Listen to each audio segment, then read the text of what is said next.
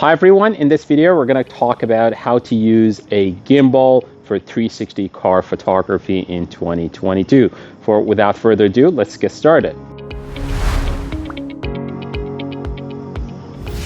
Hi again, my name is Sean Tusi. I'm CEO and co-founder of Glow3D. In this video we're going to talk about how to use a gimbal, in this case DJI Osmo 4, to use it for 360 car photography walk-around feature. This is an Osmo 4 that I have with me that has few components, but we'll go over it. But technically, you should not need a gimbal to use Glow3D app for 360 photography. For some other apps, you might need it, and you have to look into what their recommendation is. But if you are using Glow3D app for 360 car photography, you do not need this gimbal. But why are we having this tutorial video? So Glow3D app, we readjust using the sensors and other information that we collect through the phone to readjust the tilts, turns, and rotation. But in some cases, if the rotation is very severe or happens very quickly, so the phone may not get a chance to record enough information to be able to recorrect things. In those cases, you would need to use a gimbal. So our recommendation in general is to use Glow3D app for your 360 car photography without a gimbal. Just use the smartphone, that's all you need, and see the result. If the result is satisfactory to you and you're happy with the result, then just continue using it without a gimbal. But if, for example, you see that some frames are jumping too much or you're missing some frames, that's most likely because as you move around, you tilt a lot. I'm going to actually show you how to do the photography without a gimbal, and then we're going to very quickly jump on how to use the gimbal in case things are not the way you like and you would like to add a gimbal to it. So I'm using an iPhone 13 in this case, and I'm going to ask you guys to get closer, and as you do the walk around, so if you move the phone like this, our algorithm can easily adjust it. If you're using the phone like this, our algorithm can also adjust it as you walk around. The issue comes when as you walk around, you do a lot of turns like this. Over the vertical format like here, which we're going to have a hard time adjusting those, and our AI sometimes has a challenge on it. So the gimbal can fix that. So if you are in the area that you do the captures and as you move around your hands move like this walking around a lot, that may cause some jumping in some of the 360 photos and some of the frames. So for that, we would recommend using the gimbal. And very quickly right now I'm going to tell you how gimbal is going to solve that issue. So DJI Osmo comes typically with a grip like this. It also comes with another piece of item that you could actually glue it to the back of the phone, or you could actually use this as a temporary connection.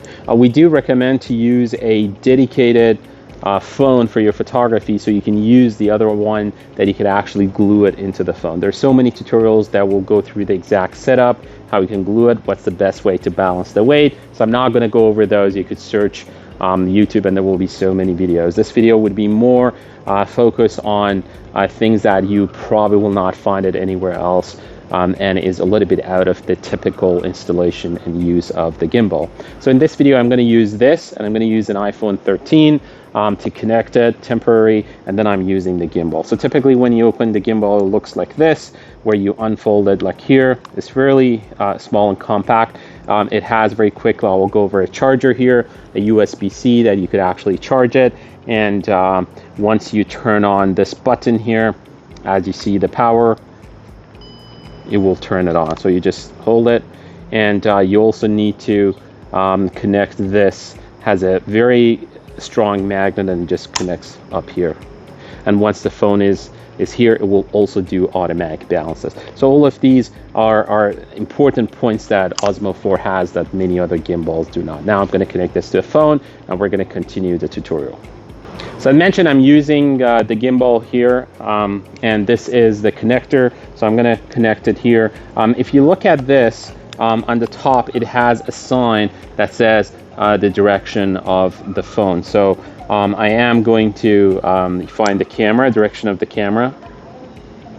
I'm going to use the direction of the camera. This is actually where the mark for the camera is. So that means I have to make sure that this goes towards the camera, and I am going to open this and connect it. So typically you have some control buttons. Obviously you want to make sure that this doesn't overlap with it. The same thing on this side, you want to make sure that it does not overlap. And then ideally you want this to be in the center of the weight. So that means, for example, if you have a camera here, probably this side is a little bit more heavy. So you want this not to be 100% on center and just push it a little bit off. So once you have that, you open up the gimbal. It is turned off. So this is on and off button. And as you get it close, this groove here, if you will connect to this automatically as it gets close to it. Very simple. So this is actually loose. It's moving from all directions. But if I hold this button, it's going to turn it on. If I hold it on, it's going to adjust it automatically to the vertical position. If I double click this M button here, which is for mode, it will actually do it horizontal, which is what we need.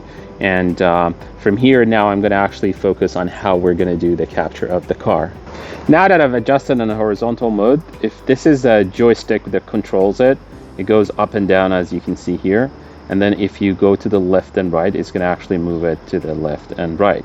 So what we want to do as we go around the car, we want to push this the opposite side so that it actually tilts as we move our hand. Don't worry if you won't do this, it will automatically does that to some extent. But if you can also at the same time move it towards this direction, you're going to have much smoother turn.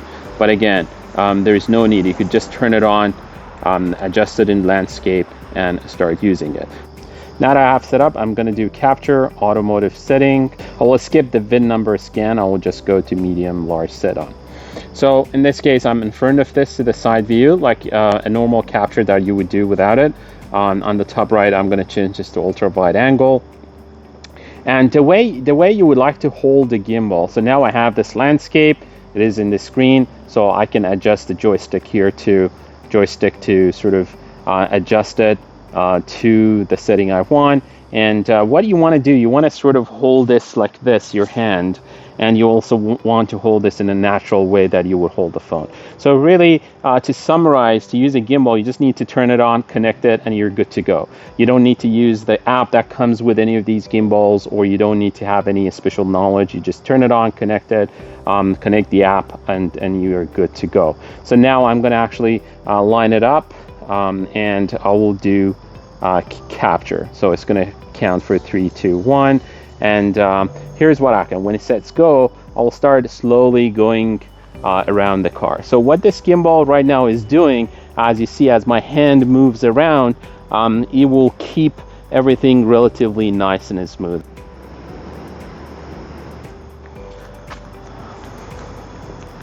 As my hand moves up and down, it will sort of absorb some of that and will keep things horizontal, and it doesn't create the movement of the phone. Again, the gimbal is not necessarily, so we do recommend that you use it without a gimbal, and then if the result is not what you like, then at that time this video must be useful to sort of improve the quality of your capture. Once you come back to your 360 photo, the app will automatically detect and stop. I'm not going to actually go to the next step because we have another video that completely go over process of the capture. We're going to go put it somewhere in this screen as well as in the description, where it will tell you about how to do a 360 car photography. And this video is really just for the gimbal, and that's it. Once you're done with the capture, you do next, and then you want to start the exterior photo. You can probably turn off the gimbal, and you just disconnect it from this. Probably for now, I'm just going to put it in my pocket because I will need it for the next car. And I could start doing the captures of individual photos using a phone. With that said, I hope this tutorial video was useful for you. Don't forget to subscribe. We have weekly videos that would go over tips and tricks on 360 car photography and car photography in general, so you don't miss it. Thank you for watching. Have a good day.